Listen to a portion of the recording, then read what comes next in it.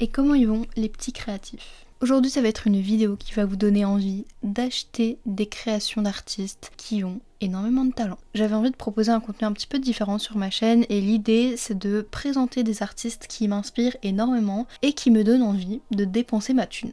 Et s'il y a bien une des choses qui m'inspire le plus sur cette terre, c'est les gens passionnés justement. Donc aujourd'hui on va découvrir 4 personnes absolument fantastiques. La première marque que je vais vous présenter c'est une marque qui s'appelle Laurence. Dans cette vidéo ça va être un grand débat de prononciation de nom de marque, donc franchement excusez-moi. Laurence est une marque de décoration d'intérieur et d'accessoires qui est basée à Marrakech et qui a été créée en 2013 par Laurence Leenaert qui est une Belge. La particularité de cette marque c'est que ce sont des créations qui sont faites à la main essentiellement, étant donné qu'il se base sur l'artisanat du Maroc pour rester proche du processus de création. Toutes les pièces ont un design unique pour un maximum de spontanéité, mais c'est vrai qu'elle fait quelques petites collections aussi. Elle a d'abord commencé par étudier la mode à l'Académie des Beaux-Arts à Gand, donc en Belgique, et elle a ensuite fait une spécialisation en accessoires. À la suite de ses études, elle décide de partir 6 semaines au Maroc pour concevoir des sacs avec des matériaux locaux. Et après ces 6 semaines, elle décide de rester au Maroc parce que là c'est le gros coup de cœur. Ça fait maintenant plusieurs années qu'elle a lancé son business qui fonctionne d'ailleurs très très bien et elle a constitué une chouette petite équipe, donc ils sont 9 dans son studio et elle fait appel à 35 autres personnes, donc des artisans au Maroc. I wanted to start something fun that came out of earth but not too serious. Something that would be in harmony with my world. A world that I like to describe in 3 words. Happy, colorful, harmony. A world where every finished piece hangs together, from sandals, drawings to pottery. It is defined by the feeling, the moment, the lines, together with the shapes and the colors. When I arrived in Marrakesh, I started to learn how to make ceramics and I created more than 30 different shapes. They resulted in 15 happy babies.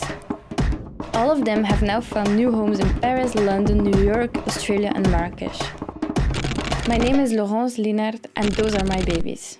Personnellement, c'est une des artistes qui m'inspire le plus parce que je trouve qu'elle a une identité graphique et visuelle qui est très très très forte. Malheureusement, fort de son succès, sa marque est vraiment beaucoup copiée à travers le monde et ça m'est déjà arrivé de tomber sur des contrefaçons, sur des copies. Clairement, j'ai été une poucave, voilà, je lui ai dit. Il faut savoir que c'est vraiment quelqu'un qui met tout son cœur et toute son âme. Elle fait ça avec beaucoup de passion. Certes, les produits sont assez chers, c'est un certain coût, mais vous êtes sûr de payer de la qualité et ça a été fait par des gens qui sont extrêmement bien qualifiés. Après ça va, il y a des articles qui commencent à une centaine d'euros, vous pouvez avoir un vase ou de la vaisselle par exemple, mais voilà, pour ma part ça serait plutôt un cadeau à s'offrir de temps en temps. Donc vous retrouvez beaucoup de choses sur son site, elle fait de la vaisselle, des tapis, elle fait des vêtements, des sandales en cuir, elle fait également des meubles, donc des jolies petites chaises, des bougeoirs, enfin il y a énormément de choses sur son site et je vous conseille d'aller voir son Instagram qui est vraiment magnifique. La deuxième personne que j'aimerais vous présenter c'est Gabriella Marcella qui a un studio qui s'appelle Risotto Studio. C'est donc un studio qui a été créé en Écosse en 2012 et qui est spécialisé dans la risographie et la papeterie. Le studio propose des produits imprimés à différents clients et tout ça très rapidement et surtout de manière durable. La petite parenthèse, mais qu'est-ce que c'est la risographie ?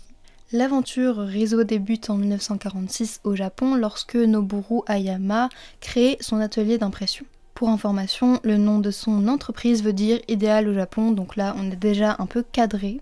La risographie se caractérise par une esthétique très particulière et unique qui repose sur la superposition de couleurs. Elle se situe entre l'impression sérigraphique et l'impression offset. L'utilisation de la risographie offre un résultat similaire à la sérigraphie avec de belles couleurs vives et un rendu tramé à l'accent artisanal. Pour aller un peu plus loin dans la dimension écologique, les encres sont réalisées à partir de soja et ne contiennent absolument aucun solvant. Revenons au studio. Risotto est constitué d'une toute petite équipe qui est très très passionnée et l'avantage c'est qu'ils privilégient une production à toute petite échelle évidemment. Ils sont surtout connus pour leur calendrier dynamique. Ce qui est cool c'est qu'ils élargissent vraiment leur gamme de plus en plus. C'est un studio qui propose des services mais aussi des produits, donc vous pouvez totalement imprimer vos illustrations et aussi acheter des illustrations. Ils utilisent des chouettes typos, des chouettes visuels aussi. It's really important to showcase contemporary design to that international audience, to sort of educate and make aware that there's small independent artists and artisans and designers out there making really interesting and considered design pieces and work. The best thing about the process for me was experimenting with a new product. With new manufacturers, new processes, there's always ups and downs, and working through them is always exciting. La prochaine artiste, c'est Sophie Collet, qui a donc 23 ans et qui fabrique des meubles dans son studio à Brooklyn. Elle tire principalement son inspiration du postmodernisme, qui est un mouvement artistique qu'elle a découvert quand elle étudiait le design industriel à l'école. Il faut savoir que le postmodernisme est né de la critique architecturale de base. Dans les années 60, un groupe d'architectes a commencé à dire que le modernisme devenait un petit peu lassant, que ça devenait un petit peu fade et répétitif. On retrouve le postmodernisme en architecture, mais si on se concentre un petit peu plus sur les meubles design, 20 ans plus tard, en 1980, un autre groupe de designers s'est créé pour réaliser une conception collective qu'ils ont appelée Memphis.